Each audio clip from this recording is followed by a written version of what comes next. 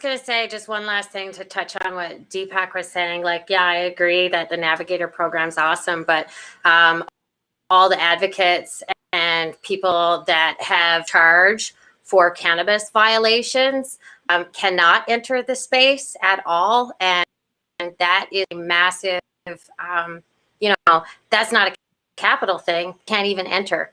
I think that's something else that really needs to be addressed by Health Canada. I get the non violence and things like that, but for anybody that's got cannabis related charges, I think all of that should be completely pardoned.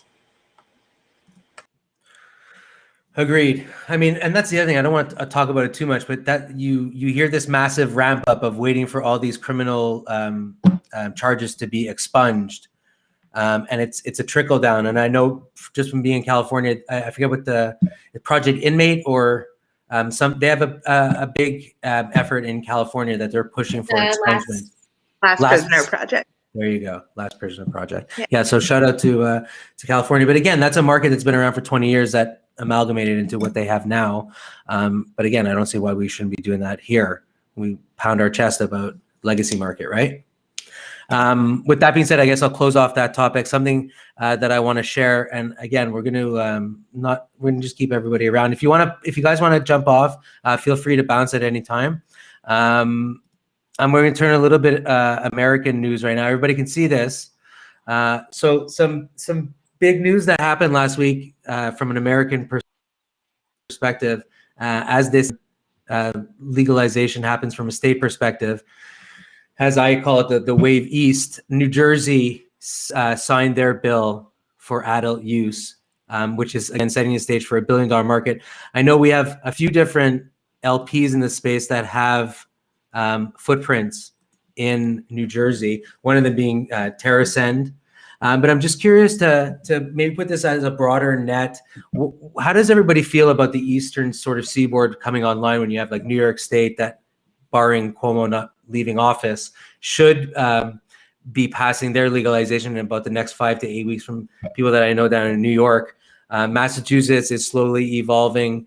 Obviously, you have Pennsylvania and Michigan. And again, New Jersey seems to add another billion to an already big Eastern market. So maybe, Brad, you want to tell us a little bit about your feelings? We'll start with your American perspective with that Eastern sort of pull. How do you see that shaping up? So I think it's extremely, it's shaking up how I think what markets are interesting in the U.S. I think the markets that have grown in California and Colorado specifically, you've got this huge legacy dynamic that's persisted. They're the most important markets in the U.S. right now by volume. I think the East Coast is going to create a paradigm shift where you've got a whole new set of consumers in markets that won't be as large, but will be extremely relevant. And with that, you'll see this huge shift in consumer preference when looking at things at a national scale. When I think about it from a beverage perspective, frankly, those markets may be even more interesting to us than somewhere like California, just because the consumer there is saturated. Yeah, it isn't saturated, and it's also not trained on the dollar per milligram paradigm that you'll see in legacy markets. And that's just because not everyone there, but there's a far larger base of new consumers starting from scratch than growing up in markets where flower dominated. So I think it'll be interesting to go into those markets where the supply chain will likely look a lot different than it does in California and Colorado in terms of the footprints of the dispensaries that are out there, and then the back end infrastructure to get from cultivation down to every different form factor and product. So I'm excited for it. I think it's big for beverage specifically, and it'll be radically different looking markets that'll shift how to win in these different places. Yeah, I know for a bunch of us, we're super excited. We don't have to travel across the country for new markets to open up. Deepak, Lisa, do you guys want to weigh in on New Jersey or any of the American states opening up? You guys feeling some edibles? No? Lisa. No, you go ahead. Hey, consumption is permitted here and is encouraged. No, you go ahead. No, you No, go you go ahead. You go ahead. No. Anybody else want to weigh in? I know we're. Sure, I'll chat I in know. from a retail perspective. There you go. Yeah, from a retail perspective, please. Yeah, I mean, not just New Jersey, but pretty much any state out there right now, you got to look into the future. You got to go start finding out from your municipality what are going to be the rules, or your state, what are going to be the rules, and start figuring out, where you can, when you can't be for a retail license in Ontario. We only have basically one rule: don't be within 150 meters of a school. But you never know what's going to be happening in the States. I know there's a bunch of different rules, but there's an opportunity right now to secure your spot, even if you are a small independent or medium. And then all you'll see this whole MSO thing going on from either an LP or a retail perspective. There's giant openings, and whoever's there, I mean, just take advantage. Yeah, no, I agree. It's that whole like first mover advantage and the ability to be on that side. Just a question of, again, how do you, the legalities of, I don't even know Canadians opening up retail in the States. That'd be interesting. Anybody else want? Go ahead. Yeah, I think, what was it? Fire and Flower, Canna Cabana or something? Just did like some kind of acquisition. I forget what it was in the U.S. They're going to start opening stores, and then TerraSend owns a chain of stores, and there's companies doing business in the U.S. retailers for sure. But I think Canada had a big upper hand prior to U.S. legalization, the kickoff, where we had a lot of tourism. So Toronto and Vancouver were real hubs, right? And then all of a sudden, the whole West Coast kind of went legal. So all the way from the border of Mexico all the way up to Alaska was legal. So BC kind of lost that edge of the cool place to go and smoke weed. This is happening on the eastern side as well. Anyways, but legalization is going to happen. It's going to happen worldwide. In the next decade or so, you're going to see cannabis legalized. Once the U.S. does it, all the walls are going to collapse. We're almost there. I think a couple of years ago, there was a stat where it was like more than like 50% of Americans lived in a legal adult use state, right? So, and now it's even more. I think there's only 2 states left where cannabis isn't legal in one form or another. So, the chances of cannabis not being legal federally in the U.S. in the next 4 years are fairly zilch, I would say. And Canada has to step up its game if we want to stay at the top of our game. Can anybody properly clarify how some TSX traded companies can do business in the States, but yet some can't? But then I don't know about this, but again, you have like Fire and Flower that did that deal with Acreage Farms or whatever it is, that company that's going to be spinning them off in the States. High Tide obviously acquired Smoke Cartel. So why is it good for some, not good for others? Is it some that are, again, pushing the envelope, or what is it? Anybody? Deepak. Go ahead. You were saying something. Listen, there's a number, like what's the question again? You were saying there's TSX listed companies that are trying to go to the States. Why is it good for some that can do it, and then some that you like? I know from me personally, I've brought this to companies. I'm like, hey, let's go to the States. They're like, oh, we're a TSX company, we can't do any business in the States. But then you have High Tide that buys Smoke Cartel. You have Fire and Flower that jumps over. Go ahead. So Smoke Cartel is not cannabis, though. Am I correct? I thought it was just maybe CBD, but it's not cannabis. So that might be the difference. But as far as I knew, TSX companies couldn't go into the States, but we're seeing like several companies trade on CSE. No. I think the issue, Michael, is that if you're a listed company in Canada, you can certainly be listed in the US. If you're a US like plant touching business that's operating in the US, that's where you get into some challenges listing in the US, if that makes sense. Okay. Yeah. Charlotte's Web is on CSE.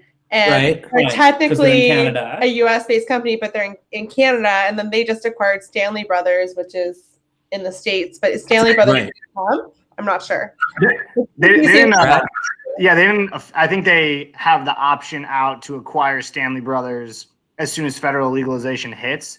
I think the way it works is you've got MSOs in the U.S. who all have to list on Canadian exchanges because it's federally illegal in the United States to be listed, and then you've got Canadian LPs who then get to list on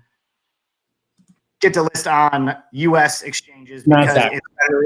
because it's federally legal in Canada. And so, and if you see any Canadian companies that are posturing to get into the U.S., it's through some sort of agreement where they haven't actually entered into the U.S. market yet. It's some sort of option, the same way that like Canopy basically says to Acreage, we're going to buy you as soon as federal legalization hits. And then any other movement is usually around CBD or something that's not actually plant touching because they can't enter the States yet.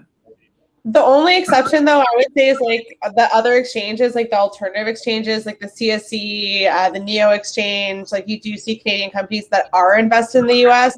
TerraSign being a really good example of that. Like Canopy and Canopy Rivers both own part of TerraSign, and then TerraSign is a company that's traded on the CSE, can actively invest in U.S. ventures. So I think that's really the difference is like companies that are on the TSX, like the higher exchanges or on NASDAQ, they don't take the same risks, and it seems to be much more strict, but that seems to be changing. And there's lots of these option deals like the Canopy Acreage deal as well, and I'm sure many others. Yeah, okay, Sweetwater. Yeah, it's hard to keep up with all the deals.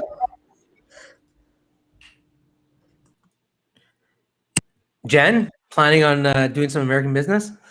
It would be really great. We talk about it a lot of time, in our namesake right now, even being MTL Cannabis, we've been talking about how exciting it's going to be when all of these places where we all love to travel really go online, and then we lean in a little bit and, want to try each other's stuff. But, kind of to Abby's, point about like, we're here and it's happening and it's global. Last year, this time I was, coming back from being in Asia and Africa and seeing things that were super wild in Korea and Malaysia and Thailand and, places where they're hanging you, and now they're even open to the discussion. So I think, seeing New Jersey come online, especially in the East Coast, just in general, having a lot of East Coast pride. I know BC did a lot for weed, and like West Coast did a lot for weed, but so did the East Coast. So yeah, we're excited. And we allowed like to see it on the shelves. Are we allowed to ask questions here, or like what's the format? Yes, go. Anything you want. It's your show. Timelines to U.S. legalization. What are people's thoughts here? I'm leaving. 2022. That's just like a wild guess. I like the 2022. I'm in that, definitely. I'll wait. I'm gonna weigh in last. Brad? Full framework. I think give it. I don't think it's going to happen in 2022. I think it'll take even with the momentum and with what the Democrats are saying. I still think the timeline is going to stretch through then. There's too much else going on, and it's just going to be a big push. There's also no way. I think it would be if it was going to happen with Biden, it would be if he got reelected. I think he would wait until re-election to push that agenda. But with COVID and everything going on right now, it's very low on the priority list. There's also a lot of miseducation. I remember in 2019, I went to Washington, D.C. I was the executive chair of NORML Canada, and I went to the NORML Summit, whatever. We went to Capitol Hill, and my delegation went to go see all the senators from Minnesota, right? Because it was a border province. So anyways, and talking to their staffers, they literally had no idea about cannabis. I think 3 out of 4 of them didn't even know that Canada legalized. And then the one there was one that was asking me about hemp seed. And I was like, well, you do know that like Manitoba that's attached to you is like one of the biggest hemp manufacturers in the world, probably. You can probably just contact their Minister of Agriculture, and hemp is legal across the border, and you guys can talk seeds. She had no idea, right? Like, and this is their border province, right? So I think it's going to take some time in terms of education, and also, you know, for them to be able to get over the fear mongering. You know, it's 100 years of prohibition, and it's not that easy to make decisions, whether it's a Democratic majority or not. They still have to make decisions for all their constituents. And just to add on to what Abby's saying, I was speaking with Red Dawn. She's one of the politicians from South Dakota. And although the voters did vote in favor of legalization, they actually decided against it. The state did. And so when you see states like that making those kinds of moves, I have to really agree more so with Kylie that that legalization in the US may be further out than we would like it to be. Mike, you seem pretty strong with a no.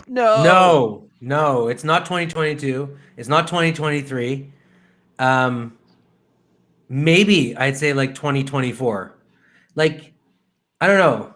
I worked with Deepak for a while in regulatory, and it's like we are so much simpler up here, and it took 6 years, 4 years of a medical program to even get to an adult use. I just think there's so much in the States: the alcohol, tobacco, and fire, the DEA, the NRA, the lobbyists, the Democrats, the Republicans, 400 million people.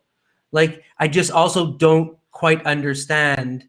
Like, again, for us, we're so lucky. We have Health Canada. We're a country of 40 million people. What I do in Newfoundland, I do in BC. No matter what facility I go into, we hope, as per regs, SOPs, and all that stuff. Like, I've been to facilities in California. I've been to licensed facilities in Oregon where I'm like, you're telling me this is a cannabis facility? Like, there's just no standard. I mean, I don't know who's familiar with like Monterey County, but Monterey County is a massive like greenhouse upon greenhouse. It's like thousands upon thousands of miles of greenhouses, and it's like there's no standards. It's like there's no SOPs. So I find it hard to understand how they create one framework or a set of rules, and then how you get over 6,000 cultivators in California to change that. So yeah, for me, I'm very bearish, I guess. Two frameworks, not just one. You got to have a medical framework and you got to have a recreational framework, right? So it's really two different frameworks that you got to keep in mind. And then over and above that, like for me personally, I think it's the small wins, right? The States Act, the MORE Act, like it's just biting off those different pieces that kind of tie into the bigger puzzle. I think if anyone's expecting like this magic bullet that's going to happen and it's like come out like a referendum to all the Americans, do you want to legalize? Yes or no? It's like, that's not happening. And that's the other thing I wanted to, like, they need banking before they need federal legalization. They got to put their duffel bags of cash. So I'm like, get to banking first. I mean, but we're still having that problem here. And, you know, I feel like you're right, but we're still living through, I think, this idea that it's not perfect. It's building itself while it goes. It's kind of happening. And I don't live in the States to know, but I feel like 20 months from now, I think we're going to be a lot further along, especially when we see where CBD is going to get pushed after the UN, you know, votes maybe from a narcotics perspective of where cannabinoids or, you know, some of the other aspects of the chemistry are going to lie. Maybe it's hopeful, but I think 20 months from now, we might see a very different situation and where we see legalization because the states will have come online and really maybe created their own frameworks. I know, like, you know, I worked on a project with UL and we created a technical guide for safe oil extraction. So we are doing some cross-border collaboration to put out some standards. Well, I know we're far away. I think we're in the right direction. I think for us, selfishly, from a Canadian perspective and from a European perspective, it's banking, right? I mean, the reason that we have banking challenges is not because Canadian banks don't want to be part of this. It's because they're all concerned about the U.S. federal issue that they'll be offside on. And the U.S. has done such a good job creating severe criminal penalties to people that generally operate outside their regulations. So I think for us, selfishly, it's really cool if banking in the U.S. will go through because it'll just make our lives so much easier as international / non-US operators. So I think it's really going to be us watching those little micro pieces that fit into the puzzle and kind of figure out what comes from that. So I'm personally super excited about that. I love that. I love that perspective. I don't know if you dropped off yet, but I want to say goodbye to our first guest tonight. We are officially randomly eliminating Brad tonight. Brad, you are gonzo. Brad gone? No, Brad's got to leave early. I just thought it was a little dramatic. I thought it was cool. You're voted off the island. Oh, thank you, Mike. Awesome. No. Sorry, go Brad, ahead. Everybody knows I'm kidding. Brad said he had to leave early tonight. So, Brad, why don't you let the people know where they can pick up some of your amazing products in California and some of the new emerging markets you're coming up to? Would be great. Definitely, I would say We'll let you go on that.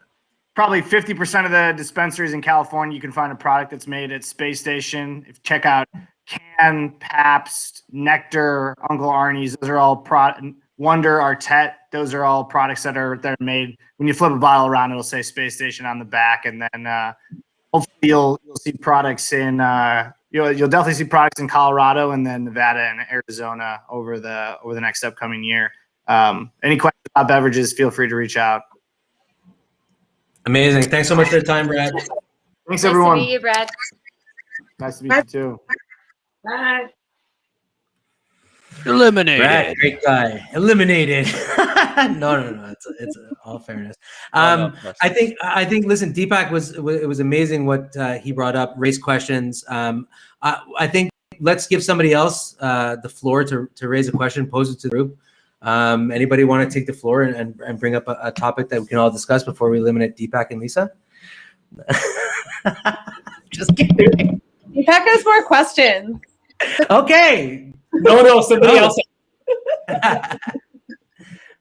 Kylie, do you want to pose a question or a topic to the group? Like I said, we're fixing this while we go and just having some fun.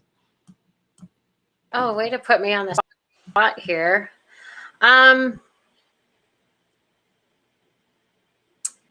What are some moves that maybe some organizations are doing to push forward, the reducing the taxation, like working with the CRA and the excise duty?